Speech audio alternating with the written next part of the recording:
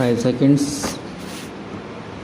My colleague, the Honorable Minister of Defence, will no doubt deal with the broad issues raised in this debate and with the criticisms and suggestions made. I have intervened to draw the attention of the House to certain broad and basic principles of the lines of defense and more, especially the problems that we have to face.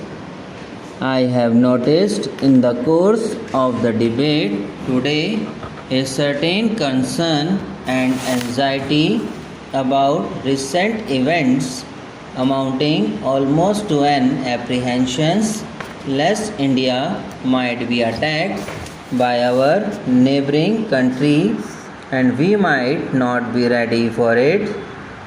The number of recent border incidents and more especially the fact that a great foreign country is giving military aid has led no doubt to this apprehension. It is perfectly true that the situation today in regard to the defense if India has been very much affected by a factor of military aid coming in from a great country, and we have to view this situation in this new light. The honorable members who spoke just before me asked us to have the latest equipment and the best training.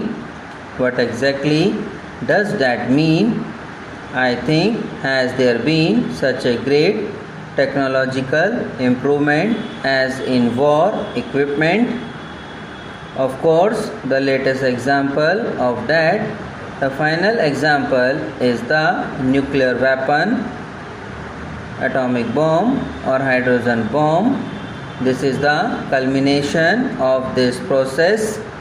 It means that no country in the world excepting the two great powers is adequately defended because only they have enough of these nuclear weapons. How then does one judge the adequacy of a country's defense? Obviously, if some power which has nuclear weapons at its disposal choose to attack India, from the purely military point of view, we have little defense.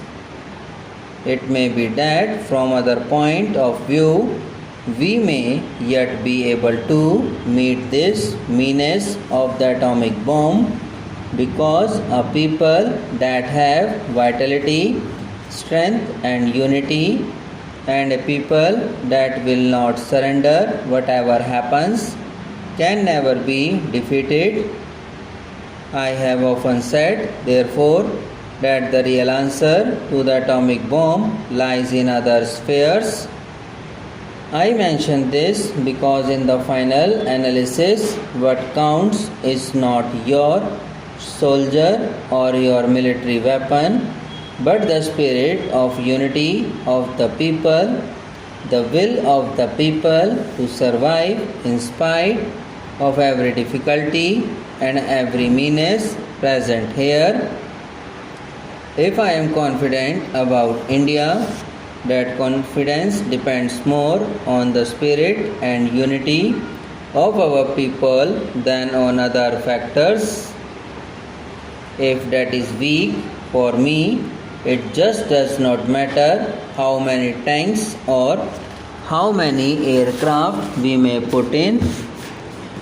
Technology has developed so rapidly that if unfortunately there is a great war in the future, probably every book that has been written in the past about warfare and every weapon that was used during the last war and previously would be out of date.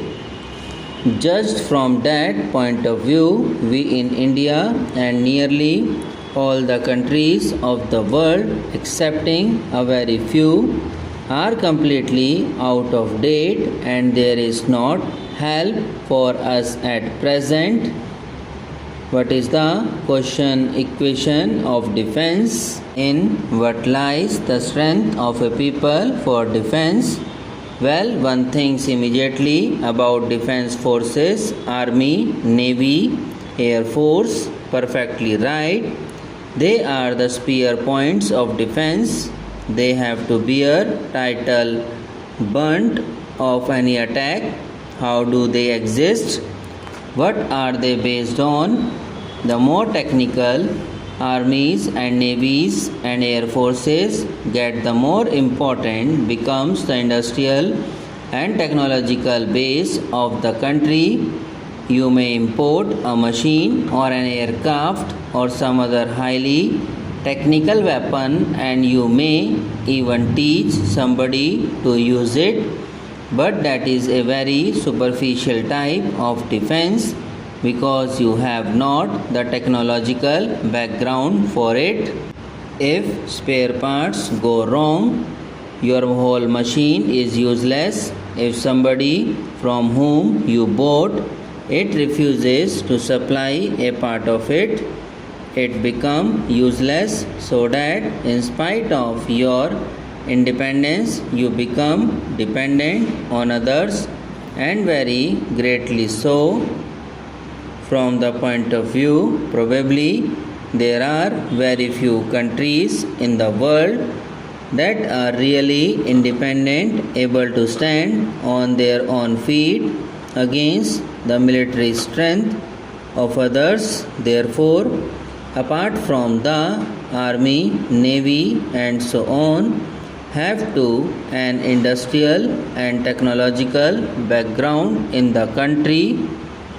Supporting all this is the economy of the country.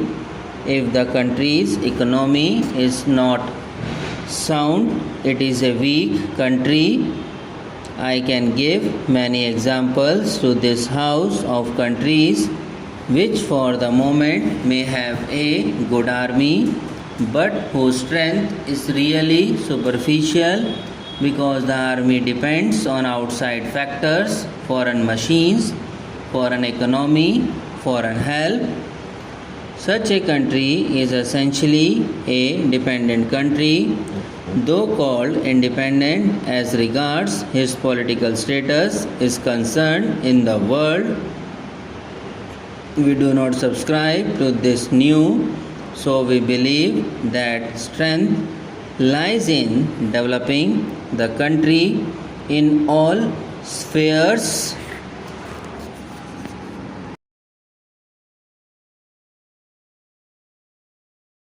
Subscribe now and press the bell icon. Never miss an update.